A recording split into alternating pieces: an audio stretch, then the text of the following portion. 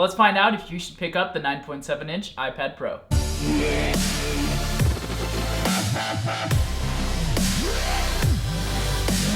So if you've noticed my awesome new intros lately, I have a ton of different people to thank. A few people reached out to me and said that they want to help me make an intro for my channel. I gave it a shot and I'm loving it. So I think I'm gonna make this a new thing. So if you're out there watching this video and you know how to make intros, hit me up on Twitter. I'd love to feature your intro for my channel and give you a shout out as well. So right off the bat, I'm gonna say that I love the new 9.7-inch iPad Pro. It's basically everything that I've been waiting for. Well, just about. So ever since I had my first iPad, I've always been obsessed with different styli, I guess. But I love using a stylus, and one of my favorites was the Adenit Jot Pro. That was a great one, but it still had that little round circular tip that was super weird. So when the iPad Pro came out and the Apple Pencil came out, that was the best day ever. But the iPad Pro 12.9-inch was just a little bit too big for me, I think. It just looked a little too strange, especially because I'd want it for portability, so I was excited when the 9.7-inch iPad Pro was announced. Now, this is mainly about the iPad Pro and my review of that, but I also want to say that I think the Apple Pencil is worth that $100 because a lot of styluses that were coming out a few years back were around the same price and they're definitely not as good. I love the weight to the Apple Pencil. I love all the different features. The only downside is how it charges. That's stupid. So the 9.7-inch iPad Pro is now faster than ever with the A9X chip. The only downside compared to its larger brother is that it has a little bit less RAM, but it's also powering a smaller tablet. So you really don't notice that effect. Battery life is still great. I get about what Apple claims, and I consume a lot of media. So another cool new feature on the 9.7-inch iPad Pro is True Tone display. This isn't something I would say is, oh my gosh, this is a new feature, I gotta go out and get a new iPad, but it's a cool new feature to have. Basically, it'll adjust the color temperature of your screen depending on the color temperature of the room.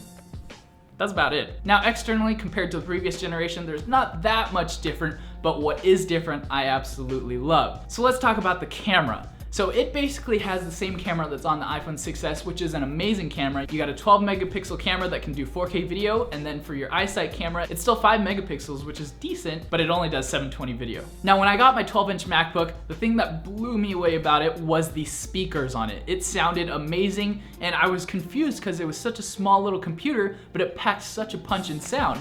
Now with the 9.7-inch iPad Pro, the sound is as amazing as the bigger 12.9-inch brother because now we also have those 4 speakers and they sound amazing. Everything else on the outside is about the same. I did get the rose gold version and surprisingly, I kind of like it. Let's be honest, it's mainly for games, media consumption, maybe doing emails, maybe taking notes in class, maybe drawing. I can edit videos on it, especially because I like using iMovie.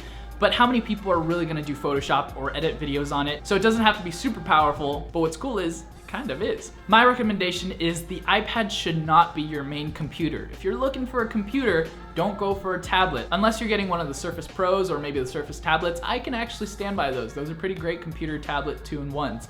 But if you're getting an iPad, it should mainly be as a companion to a laptop. That being said though, I tried this out for a week using it as my main rig without having the keyboard and just having the stylus, and you can actually survive on it if you need to. Being the large media consumer that I am, I did really miss Flash Player, but here's a secret that not everybody knows. In the App Store, there's a web browser called Puffin. When I used to have an iPad, way back when, like I said in my unboxing video, this web browser allowed me to use Flash Player on the iPad, which was crazy. So I don't know how many people know about it, but Puffin, check it out. After my week of using just the iPad, I decided that as a video editor, as a student that types a lot, having an actual laptop was still the better choice for me, but that might be different for you, so don't discount it. If you have an iPad Air 2, I don't know how worth it is to upgrade to this, but if you are in the market for a new iPad and you don't have one currently, the 9.7-inch iPad Pro coming in at 32 gigabytes is $600, and for an extra $150, you can bump that all the way up to $128, or you can go all the way up to $256. And the iPad Air 2 is $500 for a 64 gigabyte model. So